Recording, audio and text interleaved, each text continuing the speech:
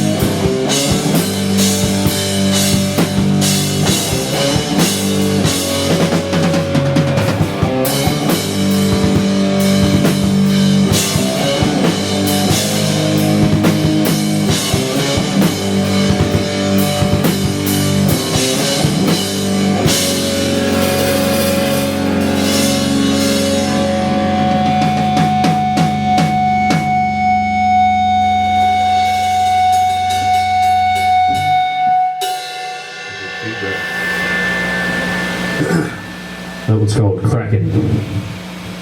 Describe the making of Kraken. That's one of my favorite ones. It's got that Black Sabbathy kind of stoner metal, melodic. It's kind of a melody kind of riff, kind of droning riff, and then it's got some like death metal riffs to it as well. But the lyrics to that one, well, so we wrote that one, in our late 2014, early 2015. It was kind of a primordial ooze of riffs that these songs came out of, and then we wrote the lyrics later. That one's a combination of a few conspiracy theories and Godzilla and the Fukushima tsunami nuclear disaster is kind of in there a little bit. Talk about harp. Basically the HAARP, HAARP, some kind of military installation in Alaska. There's a lot of conspiracy theories about that. Basically, the song is that somebody, the powers that be, triggered the earthquake that made the tsunami, but then unintentionally created Godzilla from the nuclear fallout of the accident. It's fun. And that's actually the one. I had pretty limited lyrical contribution on the first album. I mean, I did do some, but that one is the most. I mean, Adam still wrote most of that song lyrically speaking, but I did contribute the most. We wrote that one together. That was definitely a collaboration lyrically speaking, but and then all of the music and all the songs are definitely collaboration. But for the most part, most of the songs Adam wrote the lyrics, but that one I did contribute a pretty decent amount to that one. Yeah, as far as the first record, if I'm not mistaken, as far as the first record goes, that is the newest written song, right? Right. Like, first record, 7 songs. Not Worth Saving is the finale of the first record, but that one was older than Kraken. Kraken's the newest of the old stuff. Yeah. Already recorded. I think it's one of our most well-written songs, honestly. I mean, I think the new stuff is going to be a progression, clearly. But I think that's the first kind of hint that kind of, we just got better at writing songs. How do y'all talk to each other on stage? Your band chemistry? Like, hey, you asshole. Nah, yeah. There's not much talking, just a lot of understood glances, body language. Yeah, we don't really communicate verbally on Music stage. is the communication of its own, right? I've tried to limit the banter on stage. A lot of it just comes across as like rehearsed or scripted, and it's just lame. Every now and then I'll have like a joke that rolls off the cuff that goes over okay, but most of our communication is like really non-verbal stuff. They have tilted the head of the guitar or watching Evans, when he hits these crash cymbals, that's It's a lot of feel. We just know when. Because we have a lot of parts where it's like where there's a universal stop and then we all come in right at the same time and we're not looking at each other, so we practice it so much. I guess we kind of know like, all right, there's gonna be 2 seconds here. We just kind of count in your head and you just it works out that way. So a lot of feel and just pre-rehearsed things. Authenticity or perfectionism? Where do you stand? I think perfectionism. But I don't know. That's a difficult question because I kind of I like change both. his answer. They're the same thing up there. I mean, I definitely I love authenticity. I think that we don't want to be like posers or anything, but I don't know. I think perfectionism. I guess I think that's if I were to answer that question, that's my answer. Boy.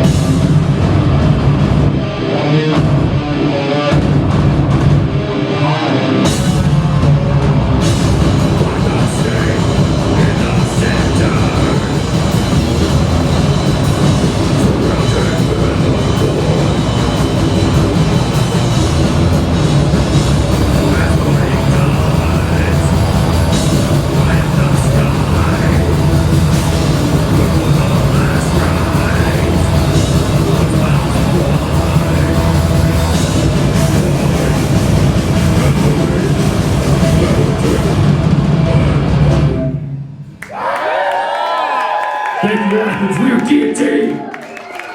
Prepare the trap.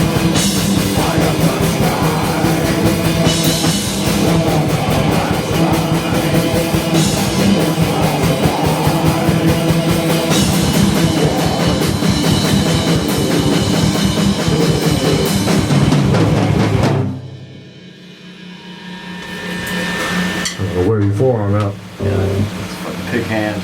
Take exercise there. Adam, Yes, sir. when did Guillotine start? Well, there's two answers to that, I guess. Is we, back in high school, we started like 2002. We ran from 2002 to 2005 or 6.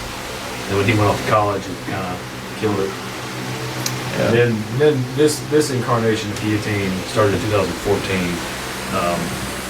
We started writing the riffs and trying to find members. And but we didn't get Evan until December 2016, I believe. It was Been a couple years now. yeah, 2 years, 2 months. might have been November, but it was late 2016 we got him. Yep. I started gigging pretty soon after that in 2017. Yeah, wasn't it like April Early. 2017? No, we. That was Let's before just that. Day February. after St. Patrick's Day. That's February right. That was when we 2017. shit. Started playing shows around Athens, Atlanta. Evan, how did you meet Adam and Lance?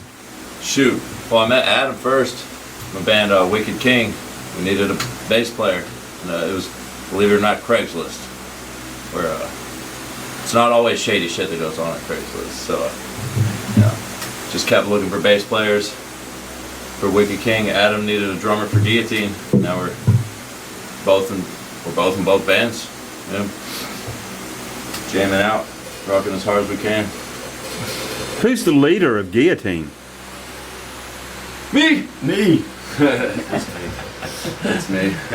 I don't know. We're kind of a equal democracy. I'd say that as far as like booking and social media and stuff, like Adam and I kind of do all that stuff, but we, it's never like a unilateral decision for anything. We always check with, Evan, make sure he's, can do this show or that show, or there's times where like if Adam's like, I know he tells me in advance, like, hey, I'm gonna be at work for this day, I can't look at anything. If this pops up, go ahead and pull the trigger on something and, post it, whatever. So sometimes something like that will happen where one of us will make a unilateral decision, but it's already agreed upon in advance where like, this is what we're gonna do. If it comes up, you made a decision or whatnot. Who writes the songs? It's pretty equal actually. Yeah. The way it started, so we wrote a lot of the first album before we had met Evan. So the way it was, me and Adam wrote the riffs basically for all that. So basically, we have two different styles of writing, and there's really no song that's 100% mine or 100% his because it just wouldn't sound the same without, because we both have completely different ideas. Adam's, I don't know. Well, normally Lance, like the way I see it, Lance comes up with the raw material of like a killer riff, and I kind of tease them together. He's like the piece of marble, and I'm the sculptor. The way I see it, he most of the awesome riffs are his, and then I'll tell him, play that again, and then I'll have another riff that's that fits it, and we piece it together that way. And now the new stuff, having Evan, his input on it too, like so with the drums, that's very helpful, but also just the arrangement, and sometimes Evan will say like, we need to change, maybe we should do this right here instead of that, or maybe shorten this, or, play something, a little bit longer or whatever, and so he's definitely put his influence in the new stuff too, so it's a three-part beast here. And actually, you brought some riffs up too and stuff, so it's, he's bringing some raw Little material. contribution. Minute. Yeah. Team effort.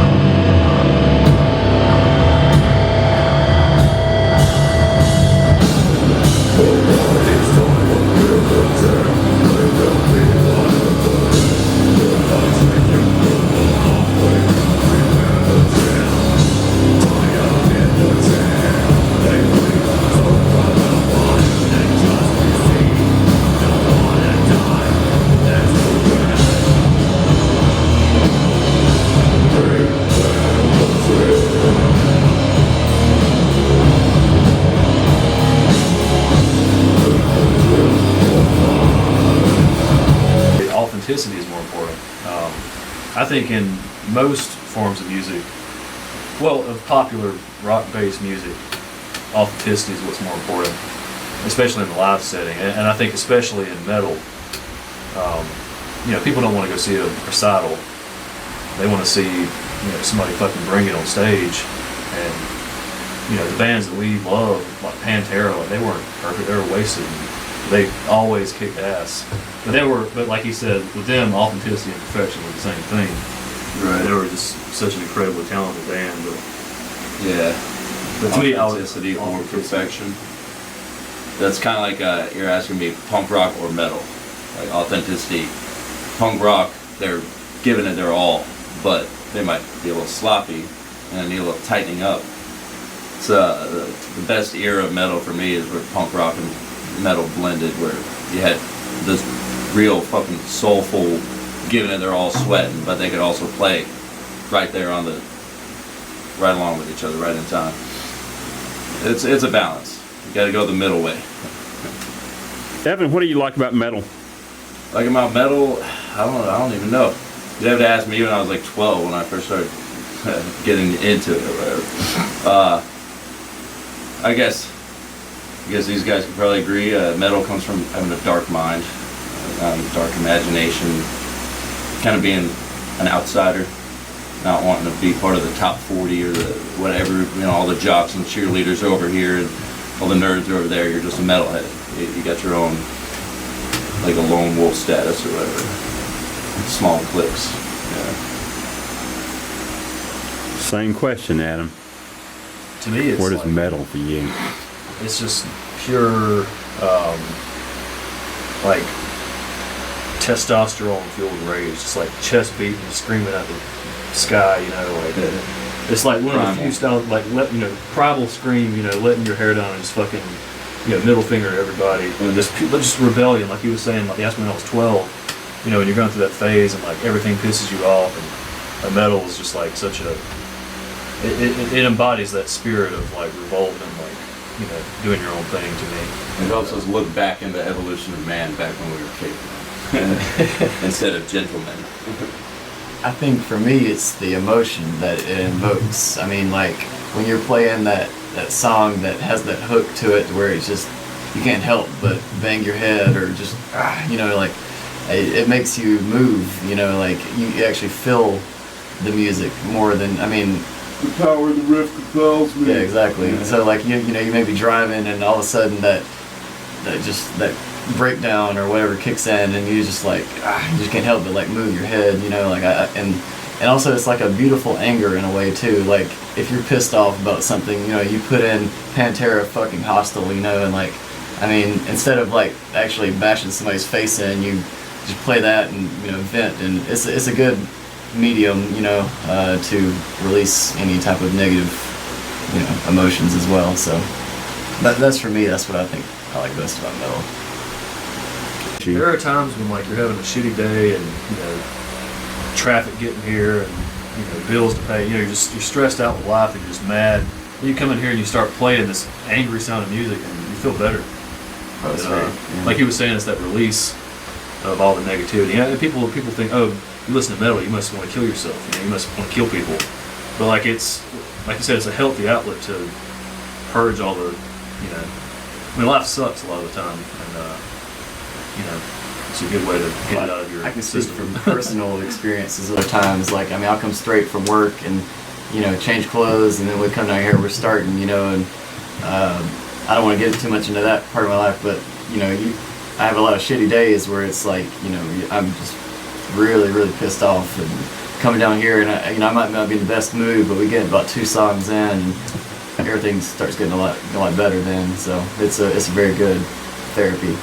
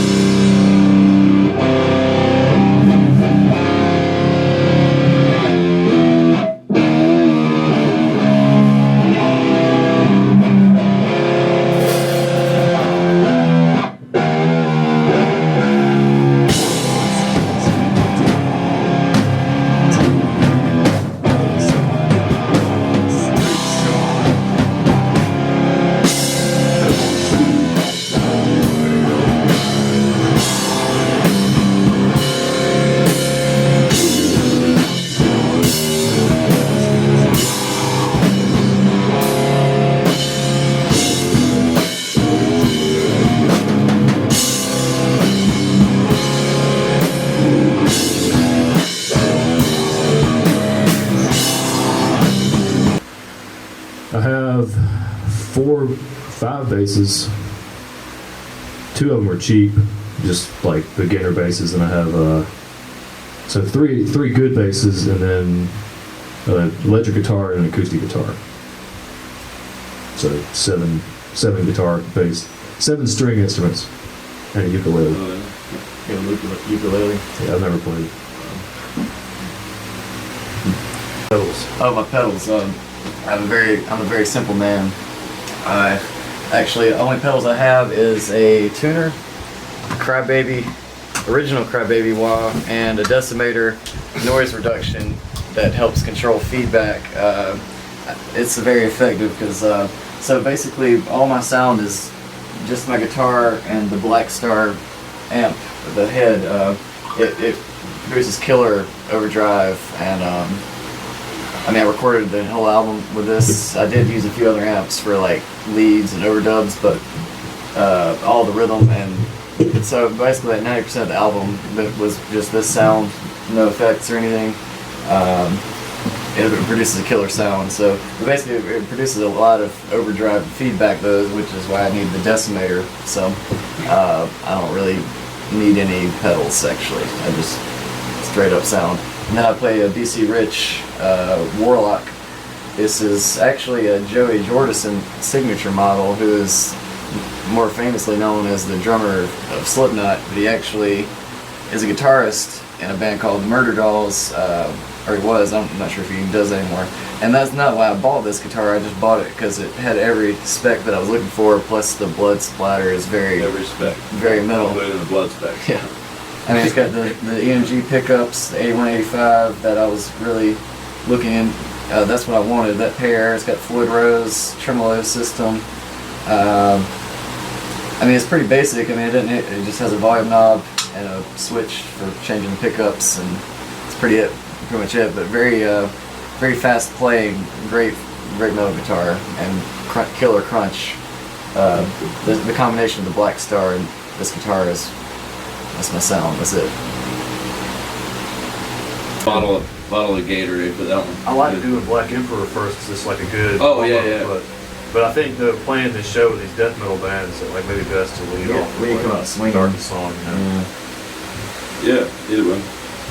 This, whatever works better for your The endurance. ergonomically, whatever's best. Yeah, we'll see where we're at next Saturday. How do you determine song sequence when you go for a show? Well, like they said, Not Worth Saving is the finale. It just has that sort of feel to it that's like Climactic. Yeah, thank you, climax. It makes you want to climax. And it's really just you just let the cream rise to the fucking top. You know, you got we recorded the record. We got a couple new songs, and we love every one of the fucking songs. We wish we could play the whole thing, but they usually only give you 30 or 45 minutes. So we'll give it a few practices, see how everything feels, and make sure the songs blend well. Well, sometimes we organize the songs based on what bands we're playing with. Like if we're playing with like Doom. more like Doom bands, we'll open with Kraken or Black Emperor. Yeah, the new for Cannibal Corpse. I mean, we started right off one with of the biggest Hammer. death metal bands of all time, if not the biggest.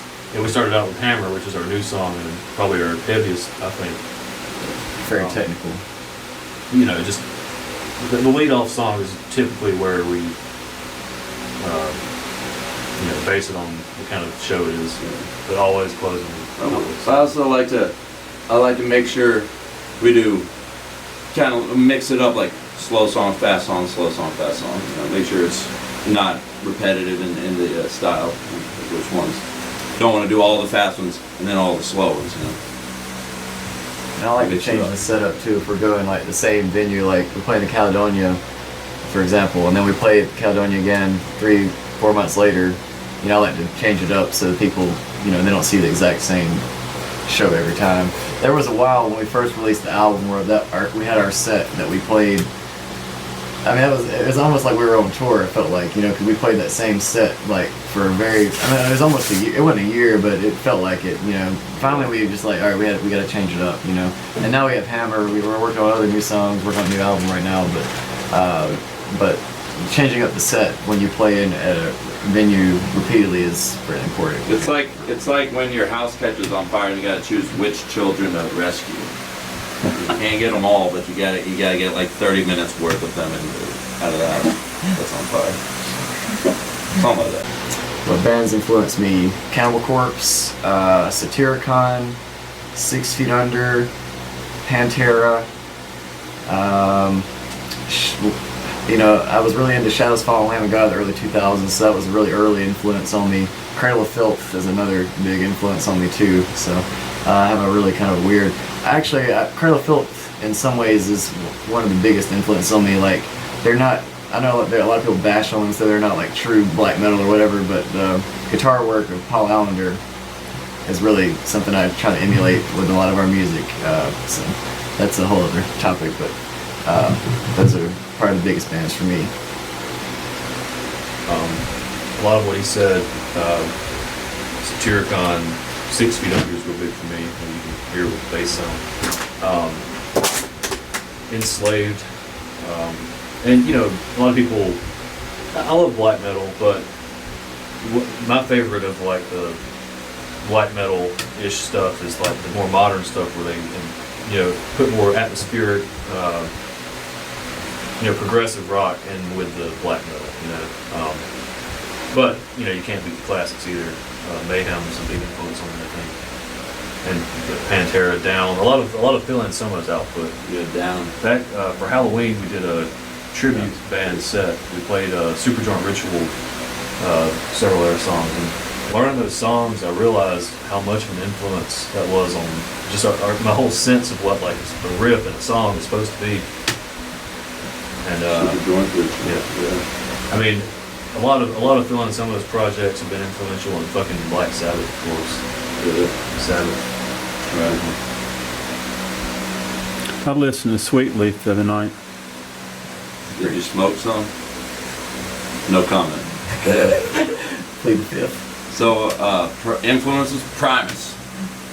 Love me some Primus. I know it's not a metal, but I swear Primus in their heyday was heavier than a lot of metal bands. That's true. They are then so tight and tasty too. Tim Alexander is a drummer. He just looks like he's floating on fucking clouds while he's playing. I don't even know how to describe it, but it's cool. But Sepultura is another big one out of Brazil. They are, obviously before Max Cavalera left the band. They are huge. Slayer. Did anyone say Slayer? No one said that, surprisingly. Slayer! Yeah, Slayer's awesome. That's about it. What makes Athens special to you, Adam? Well, I went to school here, so I lived here for 6 years. Graduated in 2013, moved out.